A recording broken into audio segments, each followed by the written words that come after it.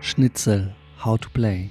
Hey everyone, I'm Thibaut. I'm the inventor of Schnitzel, the fun and fast card game.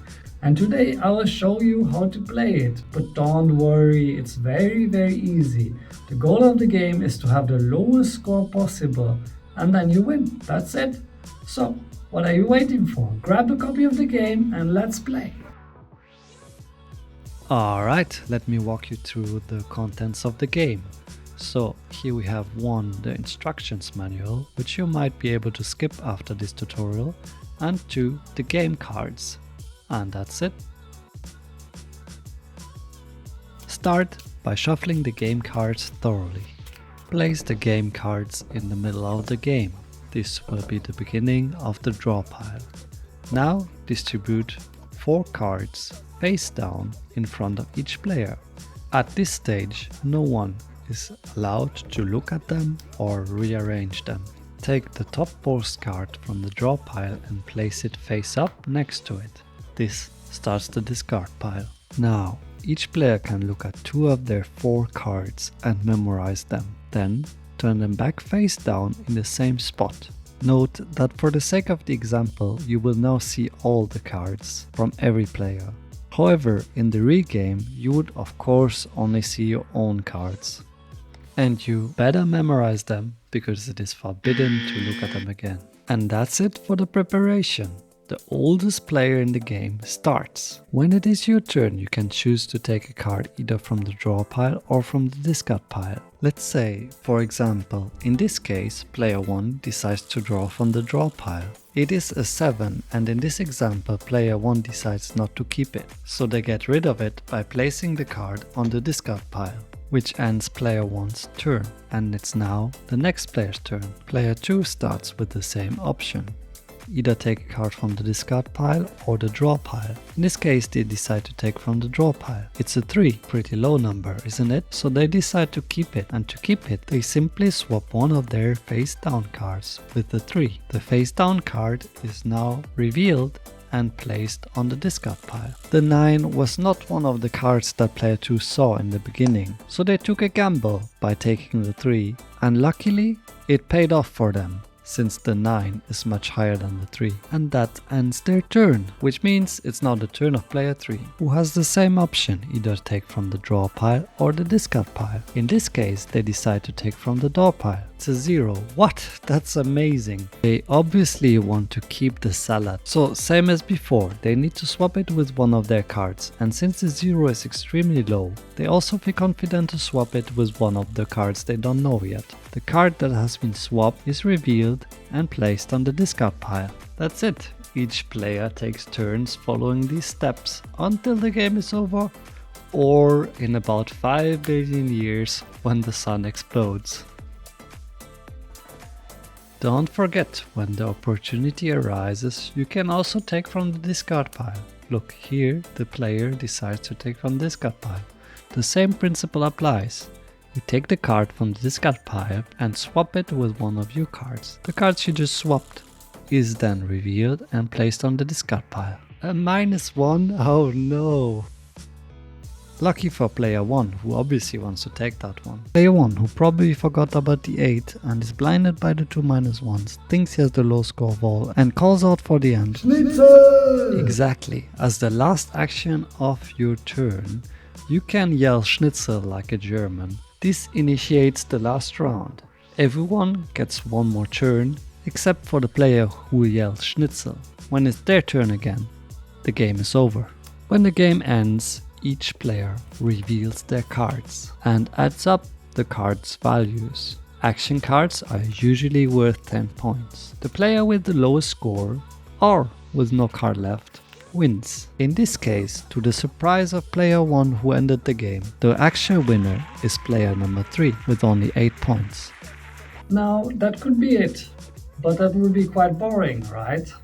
So luckily there's 2 special rules that make the game very interesting. Let me explain. Special number 1. Direct discarding is very easy, no worries. If you have a card that matches the current topmost card of the discard pile, you can directly discard your card on it, which doesn't count as a turn. Let's have a look at following example. Here player 1 takes a card, the number 8. Since they don't want to keep this high number, they discard it. Player 3 remembers that they also have the 8 in their hand, which if they are right means they can direct discard it even outside of their turn before player 2 gets a chance to play. To do so, they pick up their face down card, reveal it and place it on the discard pile. Since the direct discard was correct, the player only has 3 cards left. Isn't it amazing? That's how you get rid of cards. It's called direct discard, baby. Remember, any player can do this at any time if they have a matching card. And it doesn't even count as a turn. If you manage to get rid of all of your cards, you win instantly, by the way. But to be honest, I've never seen this happening. But don't go completely crazy, because there is a penalty if you do it wrongly. For instance, if you direct discard one of your cards, but it happens to not match the card, then as a penalty, you will have to pick up your card and the card below into your hand. And you would end up with one more card instead of getting rid of one card. So be cautious. Oh, and there's the other thing. Some cards have special abilities when they're placed on the discard pile. These abilities are always optional except for the X card. Let me show you. As we have seen, we have these normal cards. These are number cards. I'll show you here how often they appear in the game. As you can see, higher numbers are available more often in the game than lower numbers, which means the probability of drawing a higher number is higher. As you might have noticed when examining the cards, some of them don't have numbers. These cards have abilities. Any card's ability is activated when placed on the discard pile, and using the ability is always optional, except for the X card. I will walk you through each single card and their ability. The future card. In this example, the player has the future card, plays it on the discard pile, and decides to activate its ability. As you might have guessed, this lets you look into the future. In this case, since we are 3 players, the player can look 3 cards in the future, pick them up from the draw pile, rearrange them, and place them back face down on the draw pile. How many cards in the future you can look at is equal to the number of players, with a minimum of 3. That was the future card. Next up in line is peek. Peek is just what you would expect. When activated, its ability lets you peek at one of your face down cards. Pick your card up, look at it, and place it back face down where it was.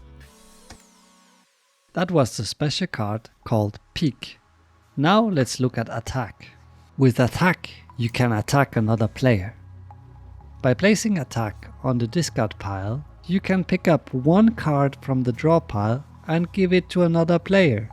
Now that player has one extra card. The attack was successful. Now let's look at the next card, Overwrite. Now Overwrite is crazy.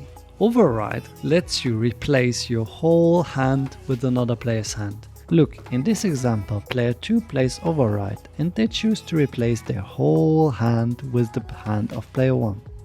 Without looking, of course, and without changing the position of the cards. That was Overwrite. Let's have a look at the next card. Swap. Swap is kinda similar to Overwrite, but instead of replacing the whole hand, it allows you to swap one of your cards with one card of the opponent. Same here, without looking and without rearranging. Oh, and remember direct discarding? That of course is also available for the special cards, like any other card.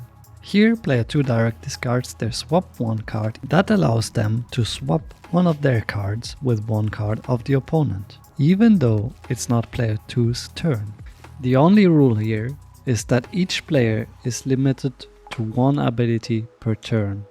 That means if I would have 3 swap 1 cards, I cannot swap 3 cards, I can only swap 1 card. Okay, let us have a look at the next card, the spy card.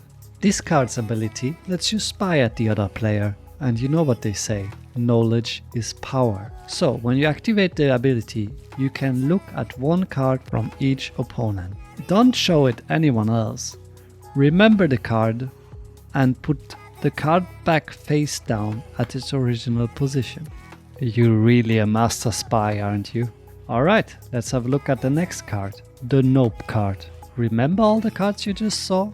Well, the Nope card lets you nope at any of their actions. In this example, player 1 tries to attack player 2. Luckily, player 2 has a Nope card. Nope player 1 can't give player 2 an extra card. It goes back to the draw pile. The powerful thing with the Nope card is you can play it anytime, and it cancels almost anything.